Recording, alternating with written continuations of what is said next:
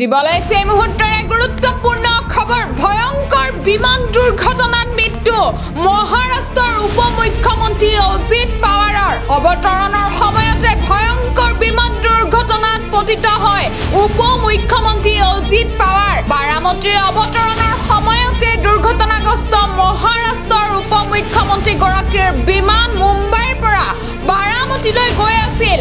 এনচিপিৰ নেতাজন কিছু সময় পূৰ্বে সংঘটিত হৈছিল বিমান দুৰ্ঘটনা আৰু বিমানখনত আছিল 6গৰাকীকৈ যাত্ৰী। 6গৰাকী যাত্ৰীৰ এতিয়া মৃত্যু হৈছে। হাহাকাৰ পৰিস্থিতিৰ সৃষ্টি হৈছে। এই মুহূৰ্তৰ এক ডাঙৰ খবৰ জনাই আছে এনভি লাইভ চাই থকা প্ৰতিগৰাকী দৰ্শকক। ভয়ংকৰ বিমান দুৰ্ঘটনাত মৃত্যু মহাৰাষ্ট্ৰৰ উপ মুখ্যমন্ত্ৰী অজিত পাৱাৰৰ। অৱতৰণৰ সময়তে ভয়ংকৰ বিমান দুৰ্ঘটনাত পতিত হৈছে উপ মুখ্যমন্ত্ৰী অজিত পাৱাৰ।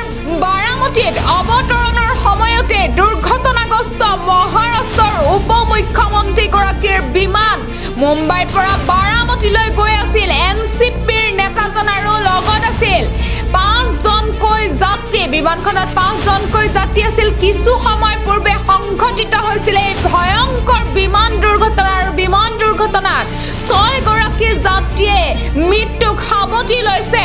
এক হাহাকাৰ পৰিৱেশ সৃষ্টি হৈছে, কিয়নো ভয়ংকৰ বিমান দুৰ্ঘটনাত মৃত্যু হৈছে 6গৰাকীকৈ যাত্ৰী আৰু সেই বিমানখনত আছিল মহাৰাষ্ট্ৰৰ উপ মুখ্যমন্ত্ৰী অজিত পাৱাৰ। অৱতৰণৰ সময়তে ভয়ংকৰ বিমান দুৰ্ঘটনাত পতিত হৈছে উপ মুখ্যমন্ত্ৰী অজিত পাৱাৰ। মুম্বাইৰ পৰা বাৰামতীলৈ গৈ আছিল এনচিপিৰ নেতাজন আৰু কিছু সময় পূৰ্বে সংঘটিত হৈছিল ভয়ংকৰ বিমান দুৰ্ঘটনাটো আৰু ইতিমধ্যে মৃত্যু হৈছে বিমানখনত থকা 6গৰাকীকৈ যাত্ৰীৰ।